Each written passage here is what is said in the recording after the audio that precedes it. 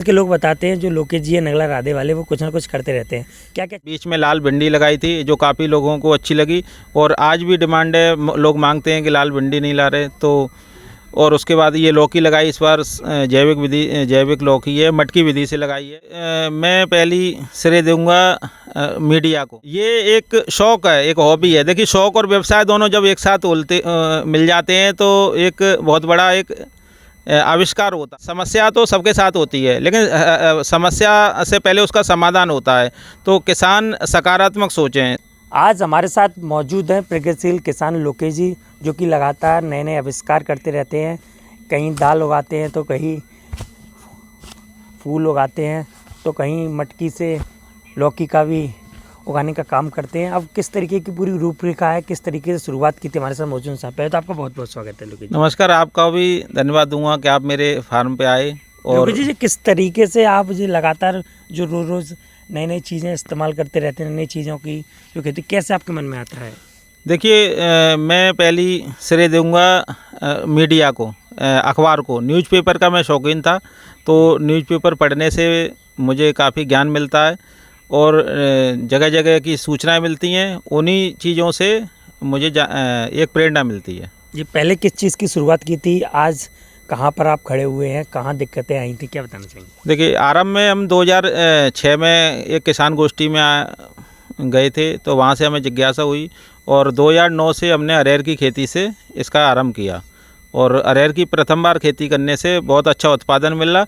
और उस साल देश में दाल की किल्लत थी। उस साल 200 रुपये किलो दाल थी। उस समय हमारे पास अरहर की दाल उपलब्ध थी। सिरसागंज के लोग बताते हैं जो लोकेश जी है नगला राधे वाले, वो कुछ ना कुछ करते रहते हैं। क्या क्या चीज़ आप कर चुके हैं और आगे क्या प्लान है? पहले से तैयारी कर लेते हैं, ऐसे ही बताते हैं। हाँ, तो मैं पहले से तैयारी करता हूँ, ये बात सही है। मैंने बीच में लाल भिंडी लगाई थी जो काफ़ी लोगों को अच्छी लगी और आज भी डिमांड है, लोग मांगते हैं कि लाल भिंडी नहीं ला रहे तो। और उसके बाद ये लौकी लगाई इस बार, जैविक लौकी है, मटकी विधि से लगाई है। ये भी हमारा नवाचार है। और गेंदे की खेती हम 2-3 सालों से कर ही रहे हैं और आगे भी कुछ ना कुछ नया करते रहेंगे और लोगों को उपलब्ध कराते रहेंगे अपने जैविक उत्पाद। जैसा कि मैंने आपकी सोशल मीडिया देखी है, जहाँ कहीं भी गोष्ठी होती है वहाँ पहुँच जाते हैं। सिरसागंज हो, सुखोवाद हो, फिरोजाबाद हो, टुल्ला हो या कहीं बाहर हो, तो ऐसा क्यों, एक भी दिन गैप क्यों नहीं? ये एक शौक़ है, एक हॉबी है। देखिए, शौक़ और व्यवसाय दोनों जब एक साथ मिल जाते हैं तो एक बहुत बड़ा एक आविष्कार होता है। तो ये हमारा व्यवसाय भी है, रोज़गार भी है, शौक़ भी है। तो ये एक प्रयोगशाला है खेत, जिसमें हम अपना प्रयोग करते हैं और रोज़गार भी प्राप्त कर सकते हैं।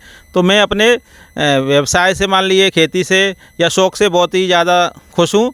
और जिसे शौक़ होता है, जैसे किसी फिल्म देखने का शौक़ होता है तो नई फिल्म मूवी देखने जाता है, तो मेरा शौक़ है किसान गोष्ठियों में शामिल होने का, अखबार पढ़ने का, न्यूज़ पढ़ने का और किसान मेलों में जाने का, कृषि वैज्ञानिकों से बात करने का। जी, बाकी किसानों को क्या मैसेज देना चाहेंगे जो लगातार सामने आता है कि नहीं हमें यहाँ दिक्कतें होंगी, यहाँ जो होंगी, क्या बताना चाहिए? देखिए, समस्या तो सबके साथ होती है, लेकिन समस्या से पहले उसका समाधान होता है। तो किसान सकारात्मक सोचें। सिरसागंज क्षेत्र आलू की बेल्ट है, यहाँ भी जो संपन्नता आलू से है। तो मैं कृषकों से यही करना चाहूँगा कि देखिए, आलू के आप रेट देख सकते हैं कितनी धरातल पर हैं। तो आप अपनी खेती, आलू की खेती को 50% कर दीजिए। आपको 50 बीघा से ही 100 बीघा खेत का मूल्य मिलता रहेगा।